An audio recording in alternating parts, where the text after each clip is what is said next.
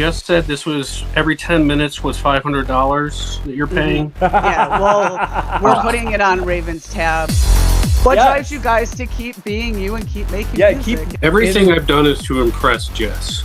Oh God, it's working though. Look at it. I got your shirt. I wear this to choirs and shit.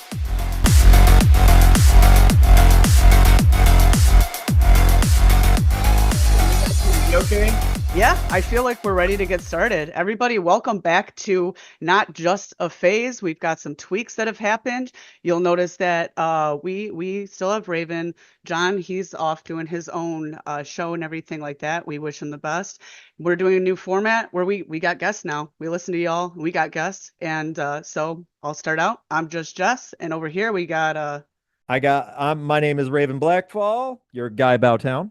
Absolutely. And with us today, we have none other than Jeff and Phee Stringer from Access to Concrete. Woo! Welcome. I do like a whole welcome, boys. Welcome, welcome. Remember the shirt? I still wear this all the time, you guys. There was even somebody that stopped me in an Ohio elevator and they were like, "Oh, cool shirt." And I totally just pressed for you guys. So did you say an Ohio elevator? Yeah. So when did the guests arrive? They'll be here soon, but until then, cool. We're just going to talk with you guys for a little bit. Right. It's been a minute for all of us. Go ahead and catch us up. How's life been in general? I mean, even you, Raven. I mean, everybody here can you chime in. I'll go last, right? Yeah, open forum.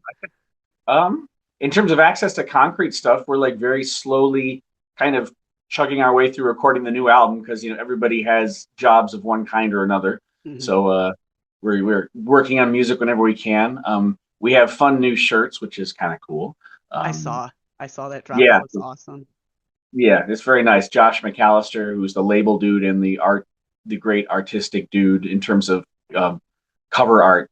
We got it all together, and then Noir from Enigma Merch printed them up, and we're very excited. That's awesome. I was going to ask who did them too, so you kind of killed two birds with one stone there. So they did a really all good the job. Homies involved. I know it's a full circle of just OG, old goth homies. So hell yeah, I love our scene. Yeah, Josh did the cover, and then he did the original logo, which is on the sleeve, and then Fee's niece Elena, who does all of our video projections. Actually, she's my daughter. She's your niece. My niece, his daughter. You're right. I'm sorry. Who does all of our? Yeah, you're like, wait, doing the math. I'm like, I've met her before. Yeah. Right.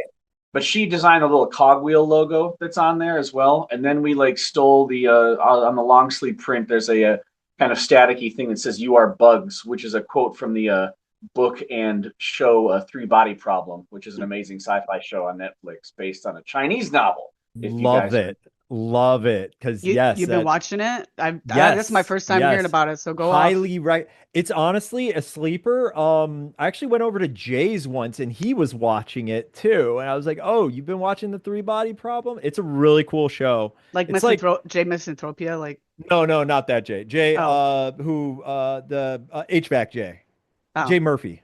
Oh yeah. Okay. Yeah, he was. We were just hanging out in the shop, just like talking shop. And he happened to have that on, and this is before I went down to Florida in April, so it was a couple months back. But that's an awesome show. I was going to let me see if I can do it here on my side because I think I have this. No. Look at this guy. Don't pull up. Yeah, make sure certain tabs are closed. Wait, I can switch the window. You're like, shit, I made it really big and really loud on exit. Well, you know what's cool about me? Oh, there we go. Is that the aforementioned merch right there? Oh, look at yes, it is. That's the back.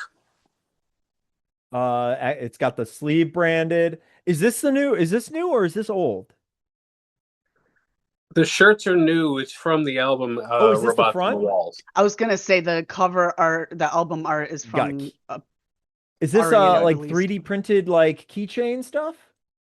Yeah, with your logo. That's cool. That's killer. Yeah, and again, that's you got to have the koozies, eh? Oh, you got to have an A to C koozie. Does it fit most size beers? Is it gonna fit my lager very snugly? Your cold snacks. Oh, look at it. It can even fit my Faygo. Although it's funny you should mention that though, because a lot of folks, and by a lot of folks, I just mean one person who kind of is a fan of the the slimmer drinks like White Claws and whatnot, it actually asked us if we were going to make any slimmer koozies. And apparently, Cheryl, who is doing the keychains and the koozies, did bite the bullet. And I think we're going to have like maybe 10 or 15 of the slim White Claw sized koozies available. Just in case anybody. Limited edition, like White Claw seltzer style, right? Because they don't. Style. Nothing like else comes in that size, right? It's like I the know, Virginia Slims of koozies, you know, like yeah. for the delicate fans. Slim, yes. Virginia Slim koozie. Mhm. Awesome. Extra medium koozie. Right. Exactly. Hard cider or a Mike's Hard Lemonade, I think, comes in that size. That's the only two beverages I've seen of that kind of little, Yeah, what about for your real trashy fans like me? You're gonna have like a 40-ounce koozie, or if I got someplace to put my Steel Reserve? Yeah, your malt liquor. You could expand so hard in the state, you know. Access to You concrete could have kegs. bongs and Access shit. to concrete keg. Bongs, dab rigs, like just go off, you guys. Yeah, I'll fuck it. Right. Shut up and take my money. Anyway. What about shows? What kind of shows you guys got coming down the pipeline? What do you want to plug right now?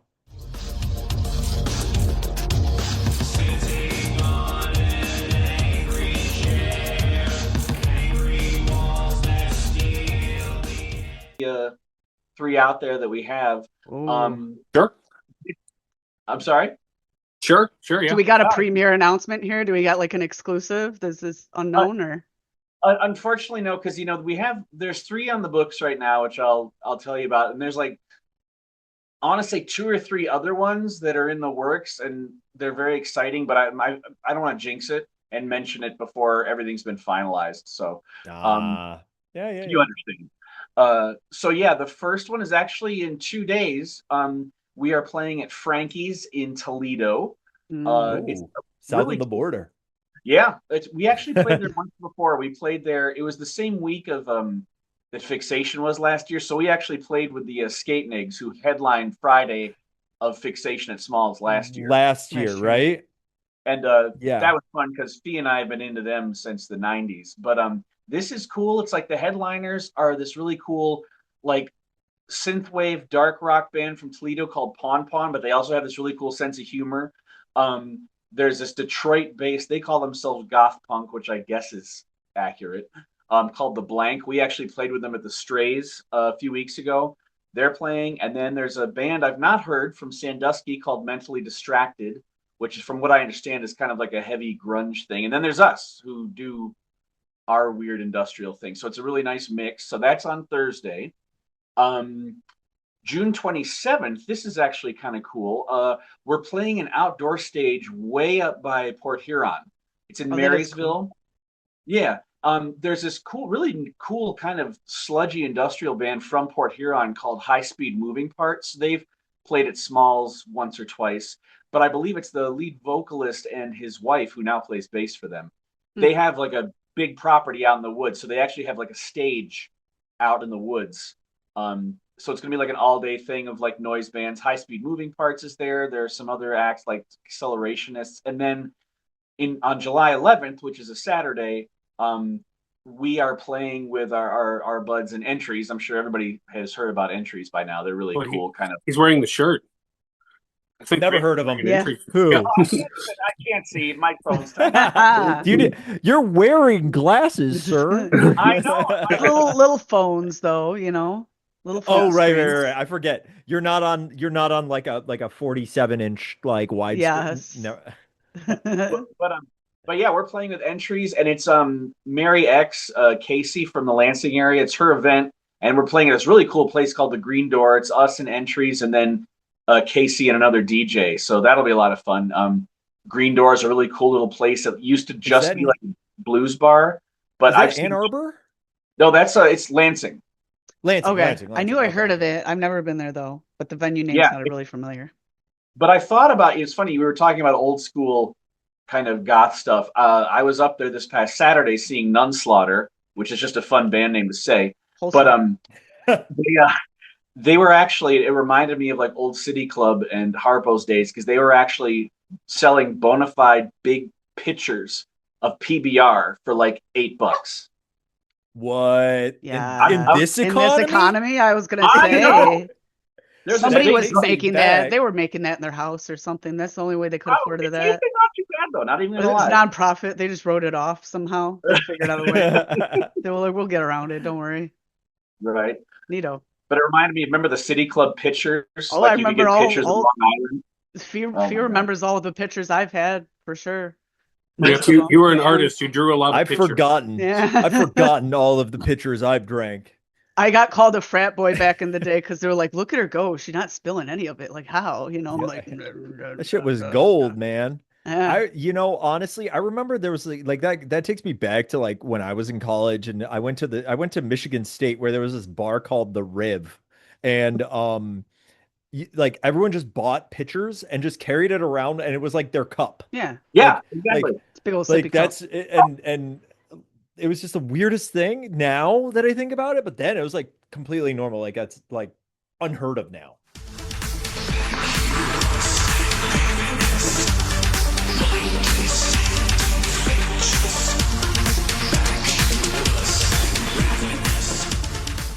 Hey, Right. Jess, do you remember when I would carry around the picture of Shirley Temple?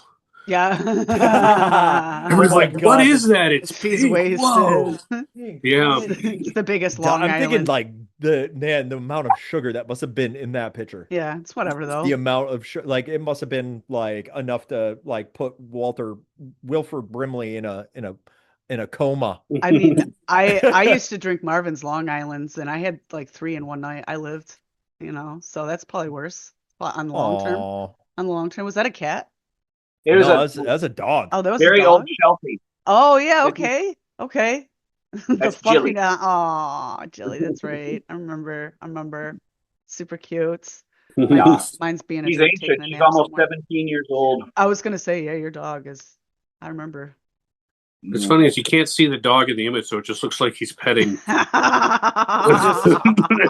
There is no dog there. Don't It's pay just attention to a what's going figment. on down here. You just all sorts Sorry, I'm of the little brother. I have to draw that Yeah, out. it's all right. Speaking of that actually brings me to one of my interviewish questions. I swear we're not going to just completely drill you the entire time, but so you guys are brothers. It's confirmed, right? True. To the best For of your better or for worse. knowledge, right? We were both born at a very young age. And what's maybe not Jeff though. I don't know.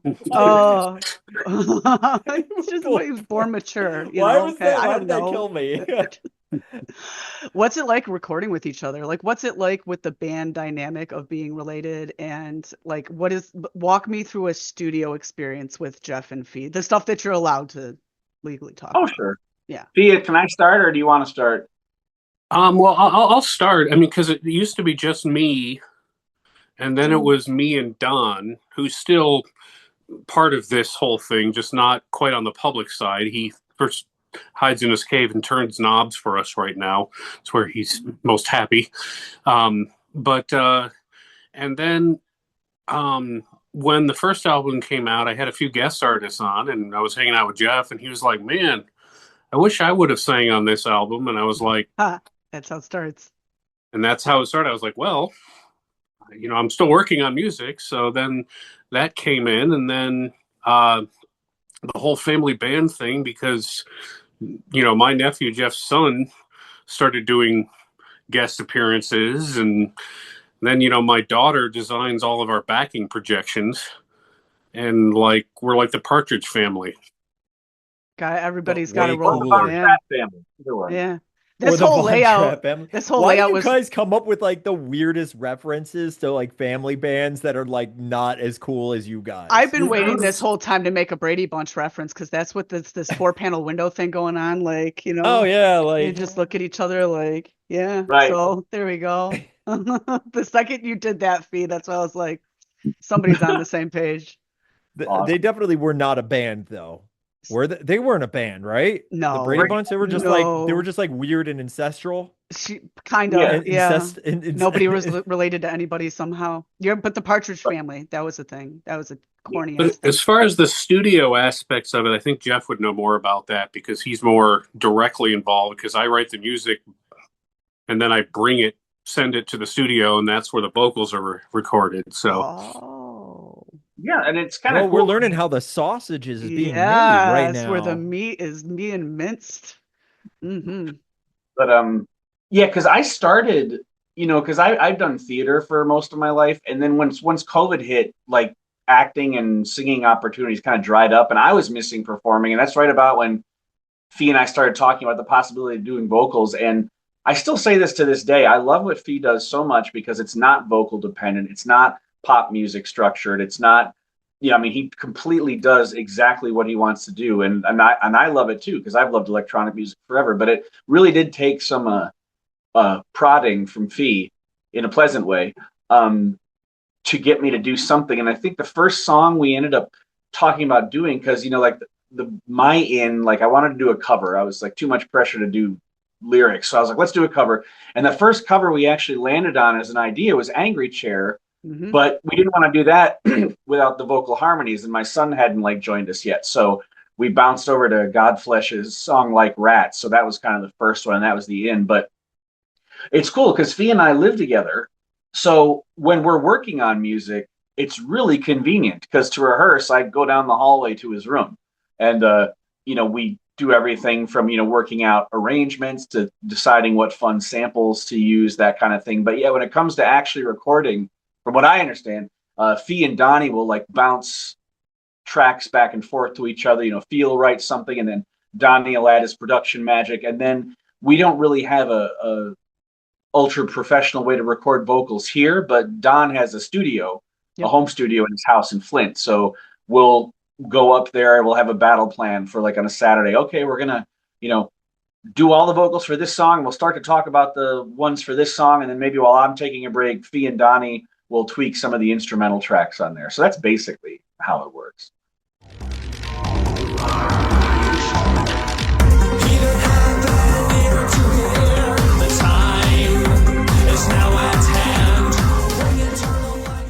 Yeah, Don's really good at writing stuff too. On this next one, there's a couple that he started, the one we're working on right now.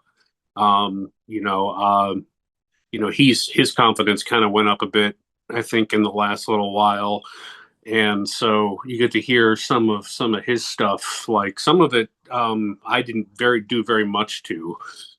There's one that Jeff's son sings that is almost just like all Don and Lucas, pretty much.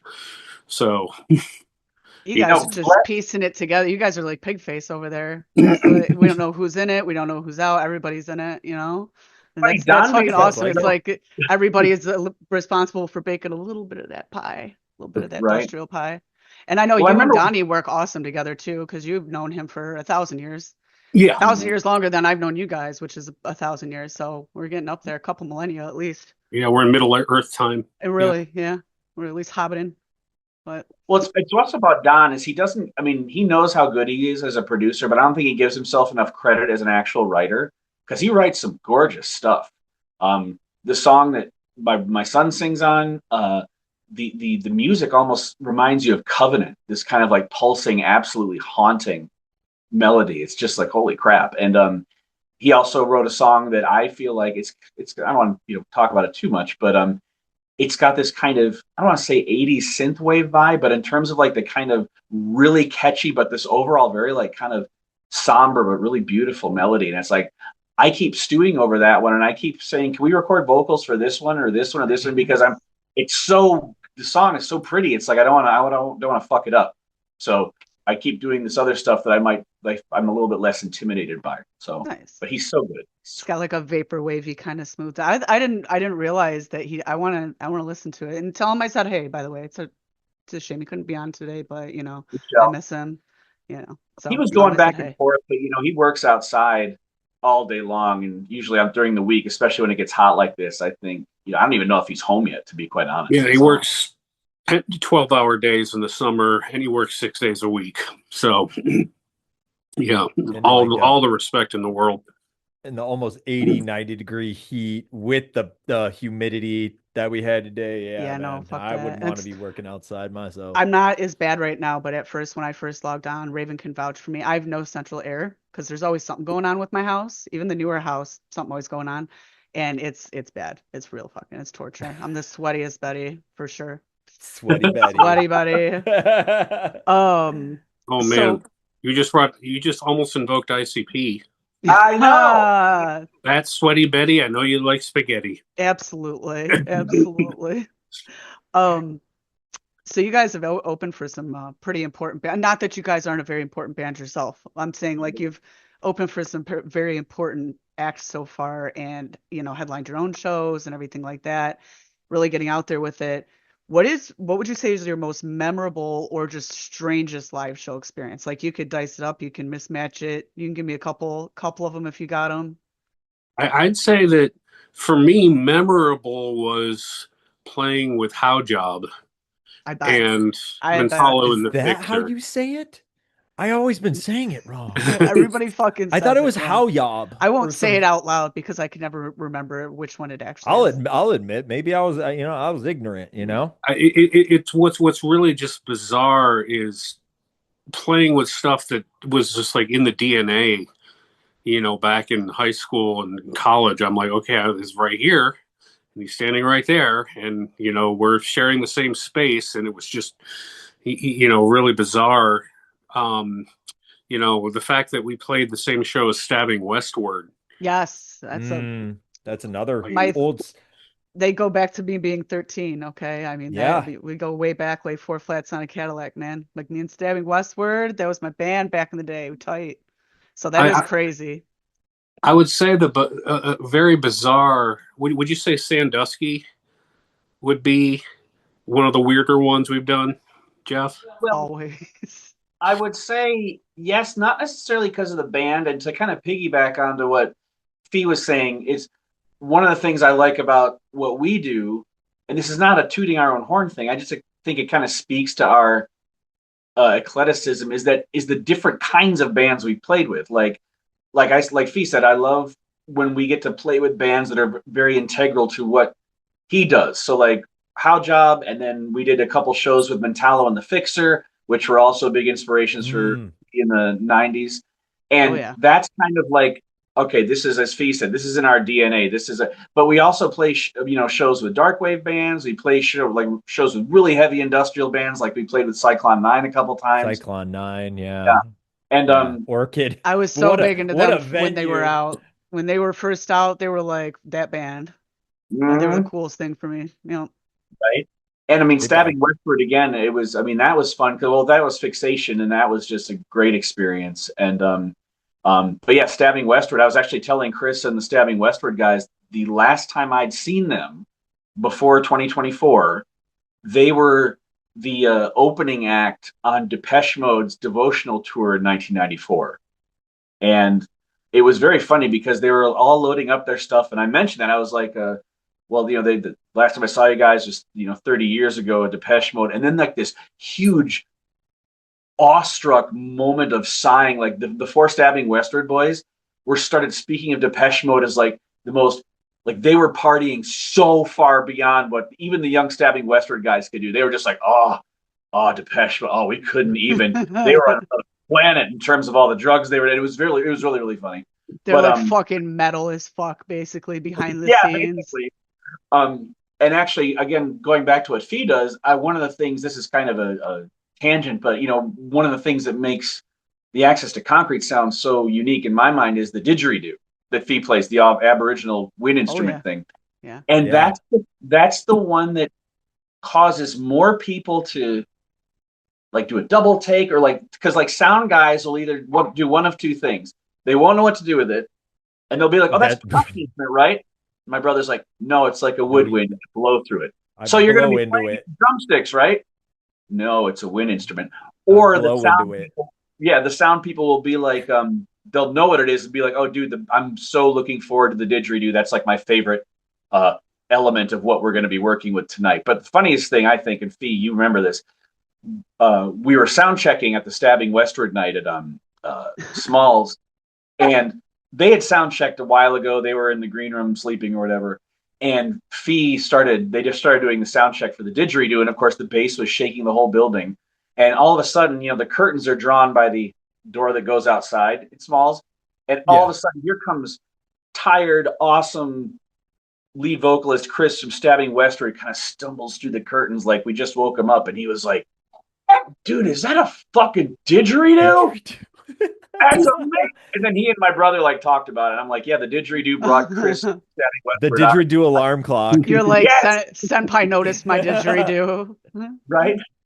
An amplified didgeridoo will get your ass out of bed. Mm. Oh yeah. Think about it. Even Like non-amplified. the sound system like at Smalls ain't like they don't mess around. Like you can like the people who live next door to that place, I'm pretty sure hate us. Mhm. Like Mhm. Oh for many yeah. reasons. Every club night, I'm like, how are these people not just upset and not sleeping for days on end? Like every weekend, basically. Like, Yeah. oh fucking Smalls are doing it again. Right? Goddamn club night, fucking Yeah, industrial. fucking vampire ass looking motherfuckers just vibrating the whole block. There goes the neighborhood, right? Yup. Yeah. Yep. Fuck That's that. us. Sorry, had to grab the pooch again. She was Oh, you had to barking. grab the okay. No worries. Well, I got one last one, and then we'll move on to some other things. Unless Raven's got something. But in general, I wanted to ask about like go first? motivation. That was my question. What Oh, drives you? awesome. Perfect. What drives you Yes. guys to keep being you and keep making Yeah, music and shit? what Yeah. Oh my keeps God. what keeps the sauce being made? Like The- what keeps you guys want to be active? the- What keeps you the guys batter getting like beat. Yeah. motivated? Everything I've and- done is to impress Jess. Oh God, it's working though. Look at it. I got your shirt. I wear this to fires and shit all the time. Like, The fact that our logo is like on your chest, touching. yeah. Well, Yeah, no, anyway, it's okay. This is Oh, for no. adults. We're all adults here. But yeah, I will continue putting your shirts snugly up against my form in order for you guys to keep cranking it out. Not like that. cranking it but out. like- Whoa. Yeah. See? All right. The music, the progress. Motivation wise for me, I think Jeff. He actually interviewed Moby a while ago at one of his ancient jobs. Are you serious? Yes. Oh, okay. And- I really thought you were leading into a Like, joke for a this is- minute. like are we making jokes right now? Like wow, okay. And Jeff the and Moby way- walk into a bar. I thought it was that kind of thing for a second. and- Anyways, and go on. the way that Jeff stated a question to him was there's like two types of people who seem to want to do electronic music. Mhm. There's people that want to control everything because they don't trust working with anybody else. So they want to do everything themselves. And then on my side, it's the otherworldly, it's the dreamlike, it's the science fiction horror sound, the pictures that go into the head. So I'm not like a control freak by any means when it comes to this stuff. I'm always happy to get input. And somebody has an idea. A lot of times I'm pulling other people like, what do you think of this? What do you think we should do? So the first show we ever saw, I was 12, was Tangerine Dream. Oh, Yeah, nice. for their optical race tour, and that just imprinted what I was complete sorcery. I was like, this is the closest thing to true magic I've ever been around. And then after that, there was like a few other things, like we saw Depeche Mode and The Cure, and then Jeff and I just went to tons of death metal shows in the 90s, Nice. just one Bonding. after another, and sort of the Tangerine Dream and the death metal kind of merged here. We listen to like a lot of Steve Roach. He's why I started playing didgeridoo, because he does really creepy ambient stuff, and he started using didgeridoo like in the mid 80s before anybody even knew that that was a real word. Right. Yeah. So that's kind of where I come from. It's just like I like being able to create sort of sound worlds and almost like narratives in the head. You're doing it for the vibes, basically. You look. You just. I want to you say need that I want to feeling. say I want to say it's like you're like a bunch of mad scientists and you get together and you just like concoct like you're like, oh yeah, let's throw some didgeridoo. Oh, we need more like keyboards. Oh, we need more this and that. And you're just all kind of like pouring it all into like a potion. And that potion is like what you get on the record, and you polish it up, and then it's like bam, that's our track right there. I think that's pretty close. And to kind of go on to what Fee says, what I really like about what we do is that even now it's still, I mean, there are like certain tracks that maybe sound like other artists. Like we totally have a frontline assembly worship track, that kind of thing. But what I really love about what Fee does and kind of what we've all, myself and him and Donnie and even Lucas have done is like, you really doesn't sound like most other things that I've heard. And in that way, Jess, you were asking about what keeps us going. Like on one hand, I'm like, oh my goodness, I'm 52 and, we're all getting older. But I don't know that we would be A, making this kind of music or B, having as much fun doing it if we were like younger and stupider, if that makes any sense. No, it absolutely Um, does. I mean, it's not like, oh, we don't want to succeed, but we don't have that like, drive or die thing. It's like we love what we do and we love, bringing it out to people. But at the same time, we don't, I see these younger bands who are either assholes to the venues that they work with or they're like stressed out about drama. And, Fee and I are just like, if we can put the music out there and get people to hear it and, people enjoy it when we present it live. And that's one thing that I mean, a lot of bands do perform live, but a lot of them don't. And, I would remember who was being interviewed. It was like Stephen Archer from Stoneburner or something like that. And he was saying the one big thing that bands don't do as much now in any genre that they should is playing live shows, because that really is what kind of people really do remember, especially people who've never heard your music before. So I was like, okay, well, we're doing that part, relatively right. Um, so yeah, I just love that we're doing exactly what we want to do. If that makes any sense at all. I'll tag on to Jeff there. Every day we get to do this. In addition, every show we do, everything we release is a gift. It's there's no like finish line we're striving to reach, or like, oh, if we don't do this, then we don't mean anything, or if we don't do that, we don't. Every time we get to do this another day, we feel good about it.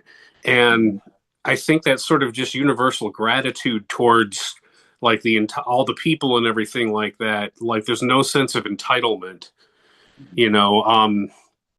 We've watched other bands we've played with fight over the sort of order that they're playing in. So everybody wants to play later, so there's more people there, and like we're just like, hey, we're just happy to be in the room, being able to play for anybody. Humility. Mm-hmm. Yes. Yes. Well, can I tell the Mike Moyanis story? Yeah, go for it. I love stories. Which one? It's like, Uh-huh. Well, this is pretty, like we all know Mike. Yeah, Like, it's yeah. fine. And, You're good.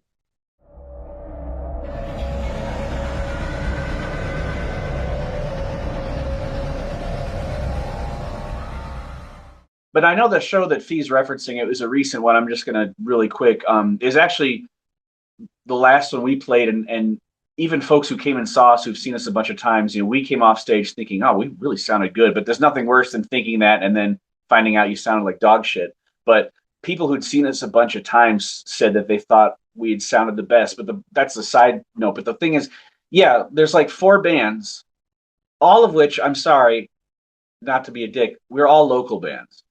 Right. And the other 3 bands were arguing about the running order, and the promoter was just like, do you guys mind playing first? And what I said was, oh no, that's fine. And what I'm thinking is, dude, it's 4 local bands, who the fuck cares? I'd rather play first. I mean, You're like, this is a minor league baseball game. We're all very happy to be here, but but even more so, like I was like, we'll play our 45 minutes, we'll go off stage, and then we can just hang out while the other bands do their thing. And as it turns out, I think we had the prime slot, because there was another band that like took 20 minutes setting up and then played like a half hour longer than they were supposed to. And like the whole evening became this energy suck for everybody else. And I was like, we had more people there and everybody was still in a good mood when we played. So that's fine.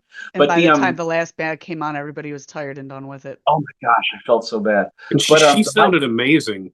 I think she she wasn't hard to work with, if I remember. Yeah. Yeah. But she could sense, if she was coming fresh straight off of a fixation, she could sense that the length of the show had kind of drained the room a little bit. Mm. But And we don't have to mention names. We can edit that out if we need to. But I don't know how you guys, Yep. Editors handled that. Yeah. right? But no, the Mike Moyanis thing. There was a show we did way back in like 2023. It's probably the shortest notice I can think of a show being. There was a like one touring band, two Detroit bands show. The touring band canceled because somebody got sick.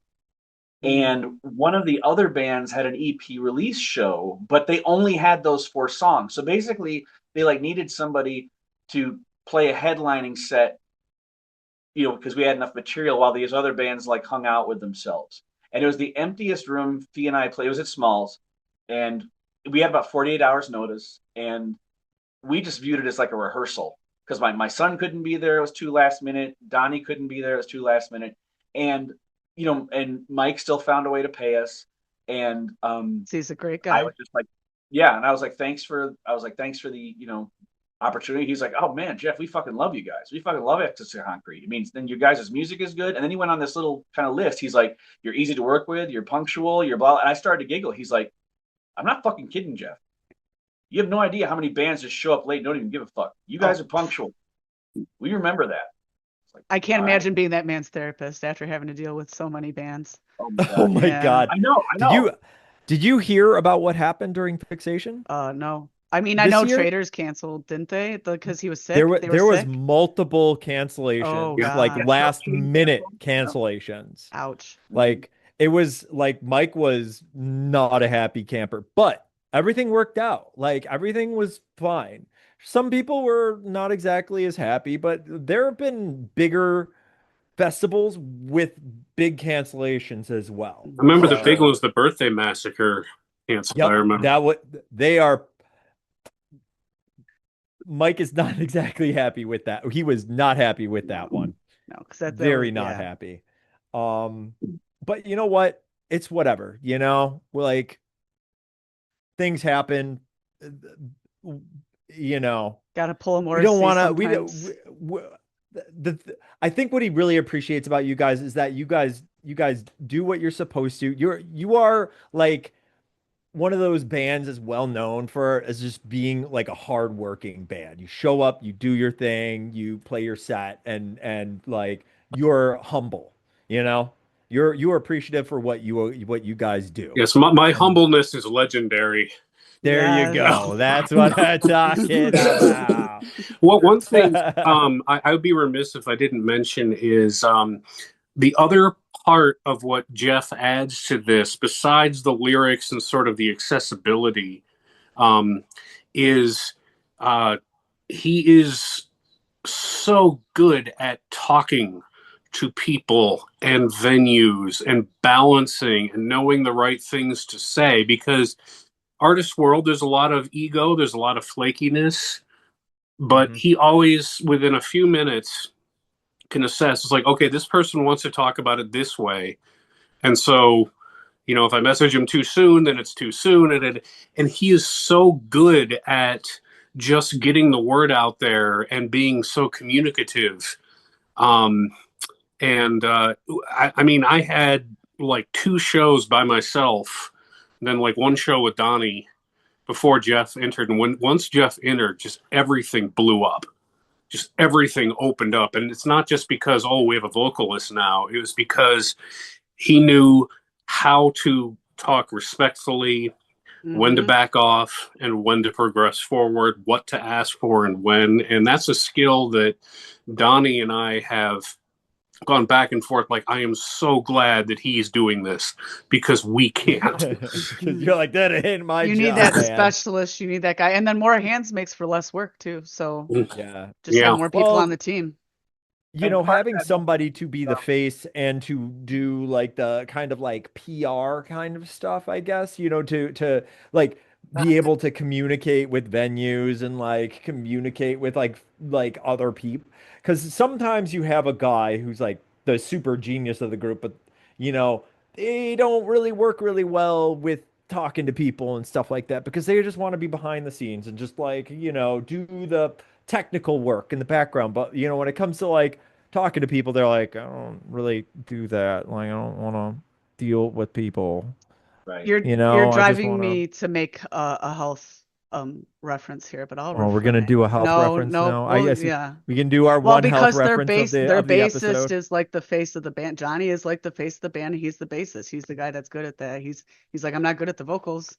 Yeah. So, and he's their lead singer. He's like, don't fucking talk to me ever. So it works for Right. them. Yeah.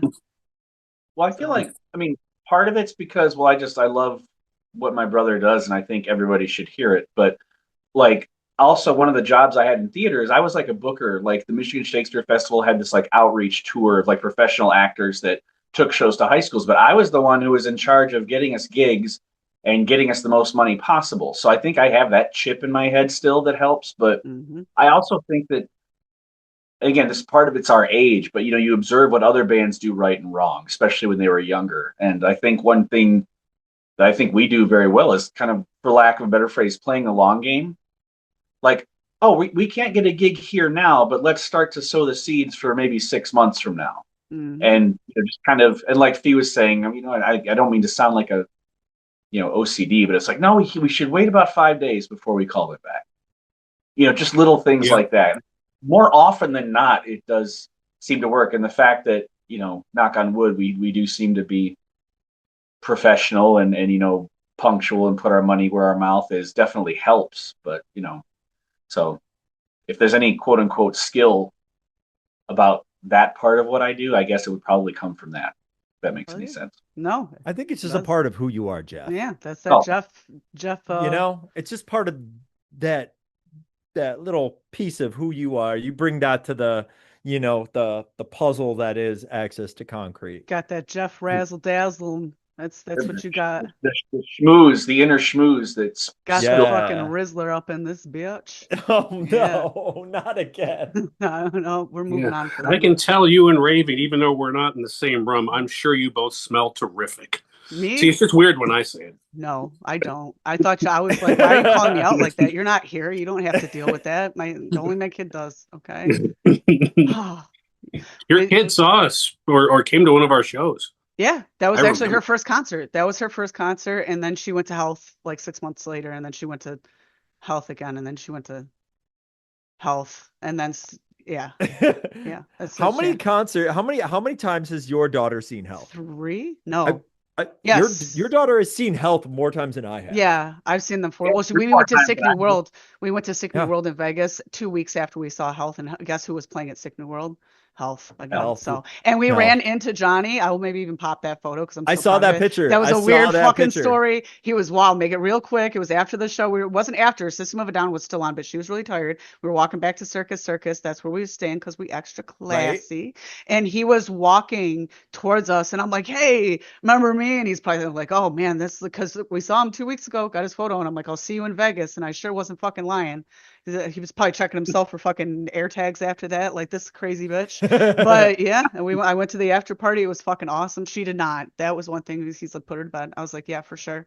So yeah, that was my fun recent story. But she's seen them 4 times, and you guys sowed that seed because I didn't know how she was going to do at concerts, so I brought her to yours, and she was a little bored, but she wanted to go to more. So it sowed That that was seed.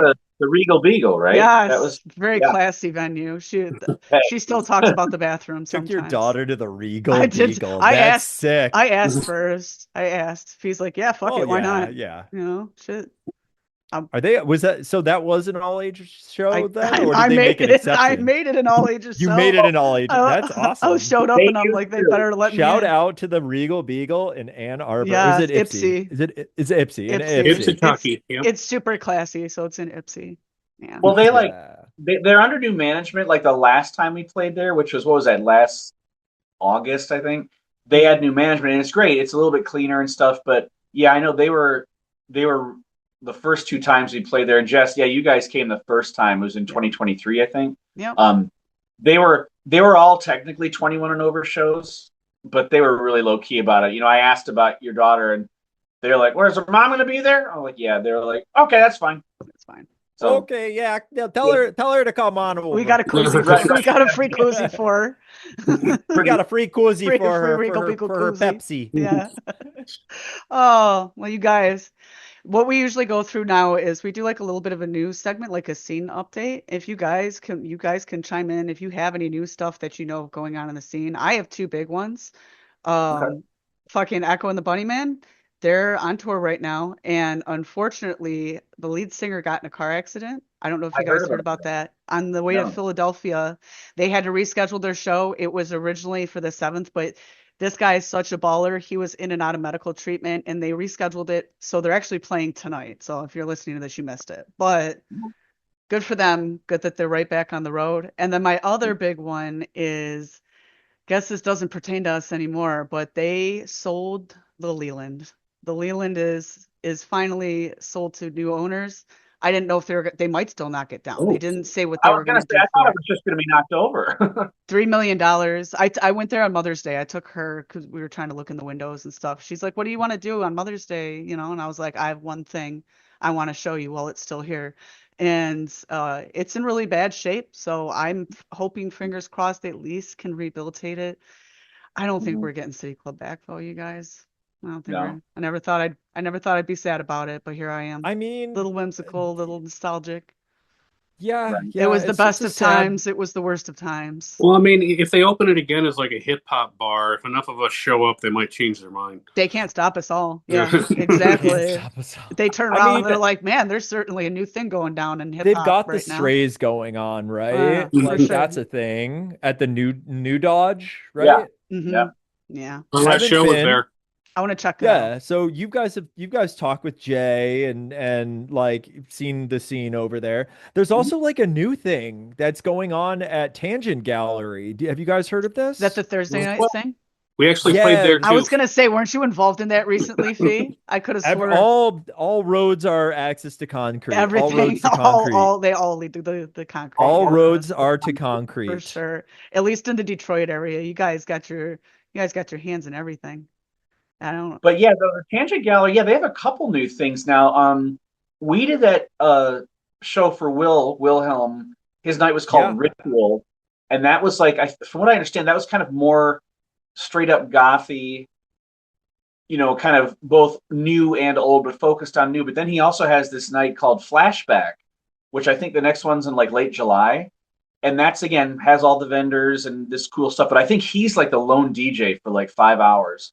That's And hard. I really do want to go to one of these because he does the mix. He does, newer stuff. He does local stuff. But he also does like the Cure and Depeche Mode. But then he also, I looked at his set list the last time they had a flashback at the Tangent, and like Iron Maiden was on there and Black Sabbath. I was like, oh my gosh, I would have rocked the fuck out of that. I love when Um, they go off the beaten path like that. yeah, I've always yeah, done weird shit like that too, and I I love do it. love a good like different DJ every now and then. Not that I, hate on any of the DJs that I see here regularly at the club, Mhm. right. but like when I hear like Wilhelm, I remember when I first went to Tangent, I was like, oh, this like I got to hear some different stuff, and I was like, oh, that's nice. I love that. Right.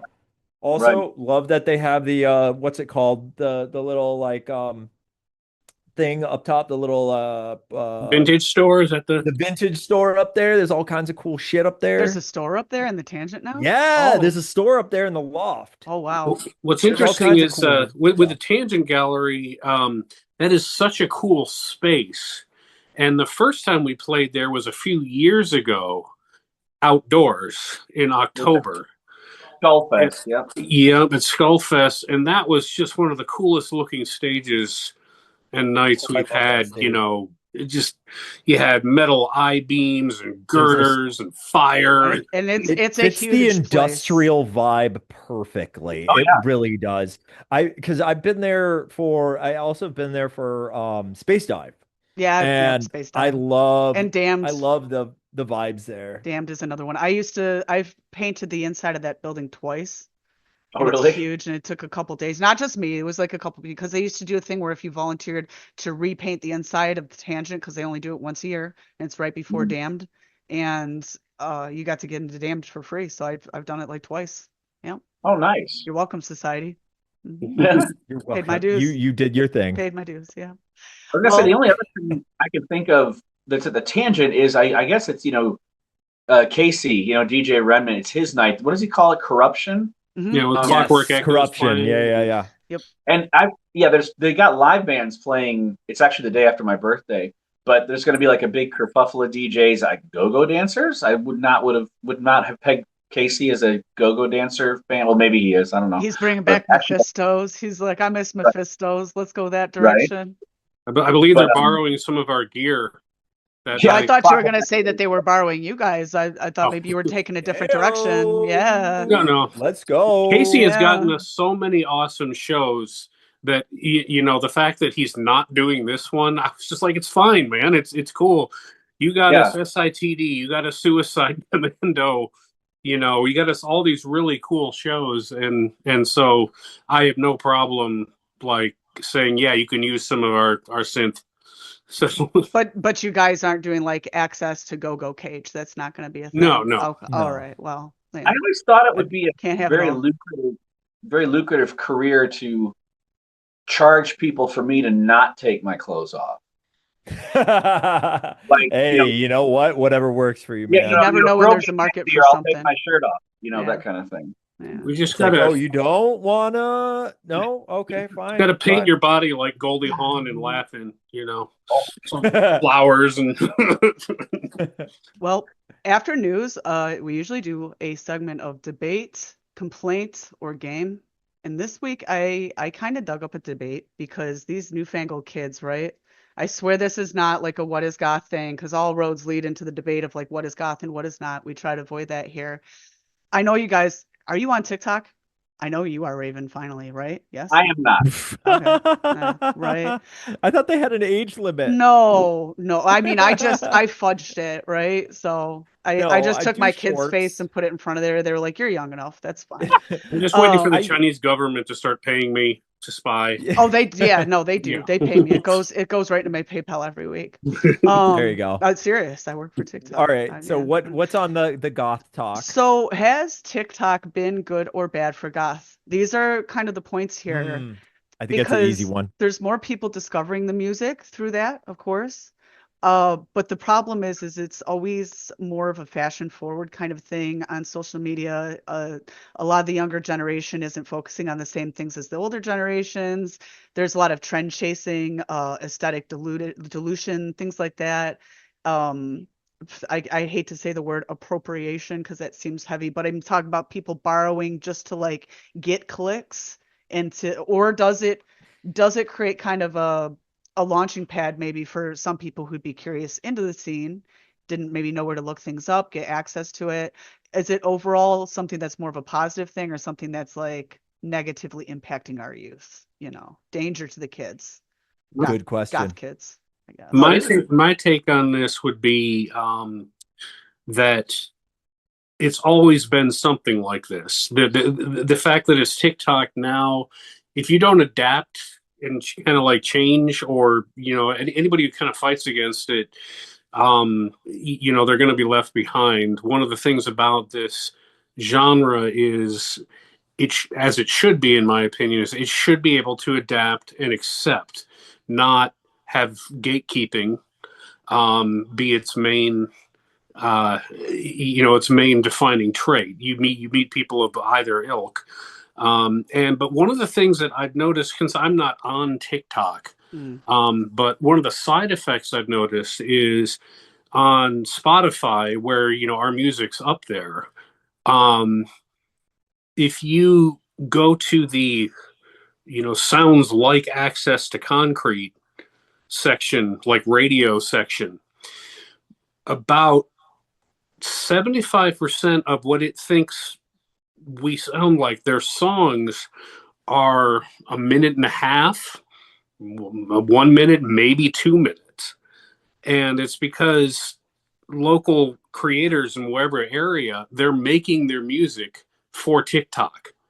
So Yes. it can't be a normal song length. And what And a I lot of it's hear, AI too. A lot of it's starting to be AI, but that's a whole different thing. yeah, and what That's I a whole hear a different lot problem. in this is like I will hear like brilliant music coming out. I'm just like, oh my gosh, okay, like where this is going, and okay, where we, oh, it's over. It's like it never went anywhere. They just stopped because that's how long they had. And that's really the only negative side effect to, I think, making new music that I've heard. It's not so much about the people or the crowds or what they're wearing. It's like, okay, you are limiting yourself by trying to cram into this time limit. Window. Yeah. And I'm like, because some of the stuff I hear on there is so good. And I just wish there was more to each track, than just like an amazing intro that just stops. It's like the fast fashion of music, really. You're Right. like, oh, just a It's little kind of pinch. throwaway music. Yeah, Yeah. a little bit side piece It music. catches you, pulls you into the video, and then just lets you go. Yep. And as a musician, you know, it's like I would have liked to hear more, you know. I get it. That's yeah. Jeff, do you want to chime in on this, or do you need to develop a little more on your opinions here?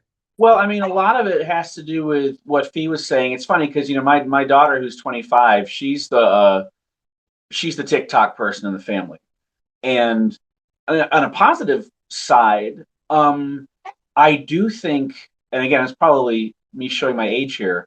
Um, I do think it's a good way to get younger folks into more of especially the classic sounds. And like I can't tell you the amount of and I realize this is kind of a traditional, well-known track, but this was summed up to me a few years ago when we were driving and all of a sudden, I let my daughter, control the aux cord when my aux cord port worked. And all of a sudden I hear Blue Monday coming out of the speakers. And I was like, Shocker. I know, Shocker. like, was this in a movie? And she's like, no, I just heard this over a video on TikTok. And I was like, okay. And that kind of summed up to me. You do get these kind of cool, oh, I discovered this song, in a completely unrelated video, as a soundtrack.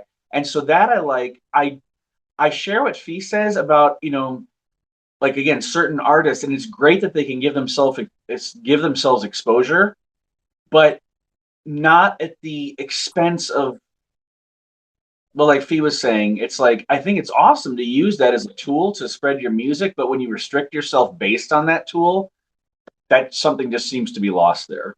That's just my opinion. For sure. I agree with the thing about younger people and certain music because my daughter, as you know, she's in upper elementary school. And again, she's already seen like some big bands 3 times or so. But Right. she's in certain subcultures, she's Syrian, and they make like a lot of short form compilations and they have a lot of background music. And they use Crystal Castles all the time. I walk in, she's listening to this, like MSI. They use Mindless Self-Indulgence for some reason a whole bunch, which I'd explain to her why they used to be my favorite band, and I don't think they can be anymore.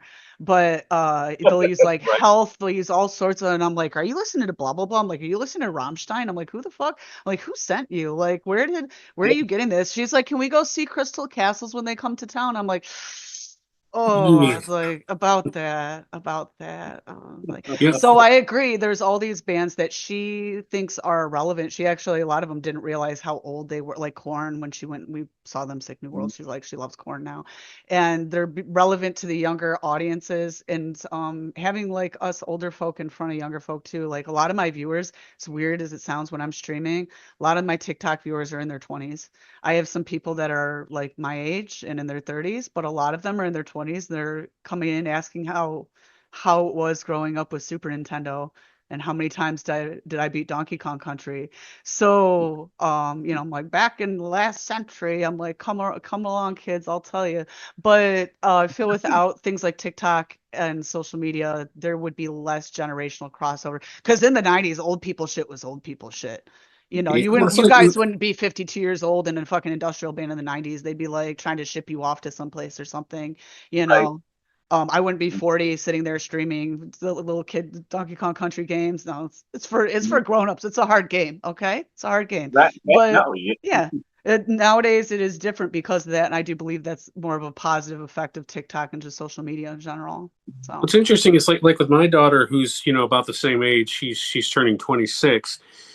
She is so into all this synth wave and vapor wave and put a wave at the end of it. She probably, I mean, like she told me about stuff that I didn't know there was a wave of. Office wave was something I'd never heard before her. And what I've talked to her about, because she does all this like computer animation stuff, hence doing our projections. But is I was like, there is more music being made now emulating the 80s than there ever was in the In the 80s. 80s. I was like, Yes. like they're all trying to imitate this Miami Vice vibe, and there wasn't that much of it around, which made it niche back then. But now there's like 10 times more synth wave, vaporwave, whatever than there ever was. And I just think that's an interesting factoid. And the kids are doing it so good, Yeah, like it sounds so good nowadays, especially because they have better equipment and all that kind of stuff. But yeah, no, absolutely. So it's a good topic, you guys. Um, Yeah. well, we end out the show by going over the eulogy of the week. This is a gothic industrial type of program, and it would not be proper if we did not end it out with a funeral of something in the scene that either has died or needs to die. And I think that we need to lay to rest gatekeeping in general. So here lies gatekeeping. Fuck off. We're beyond the land of posers. Everything's everybody now. Nothing matters. Who gives a fuck? And Right. there's a hot topic in every mall. Gatekeep this. Fuck you guys. Right. So yes, here lies Hell gatekeeping. yeah. That's a perfect first send off. Will not be missed. I love it. Will not be missed. Fuck You it. guys, the old school ass shit B-ball. back last century, man. Keep that last century. But Mhm. you guys are Yeah. awesome. You guys are awesome, and I'm so glad that Thank you you for came. I joining know us, this by is the like way. Thank a you very big fucking much. comeback. You guys made it awesome for us. I mean, access to concrete. I'm gonna be dropping all sorts of links in the info, so everybody who's watching, make sure to that and everything. Buy their merch, listen to their shit, be big fucking fans because they're some of the coolest fucking dudes in the industry. I've known these guys forever, and they're amazing. With that said, I am just Jess, and this guy over here is. I'm Raven For Blackfall. sure. And we love to thank Jeff and Fee Stringer for coming on. Not just a phase. We are bi-weekly now. Just in time for Pride Month, we're bi. And so it's going to be every 2 weeks instead of every That's week. good. Keep that in That's good mind. working. Yeah. Anyway, take it easy, everybody, and peace out. Take care. Bye. Goodbye. Here. Thank you.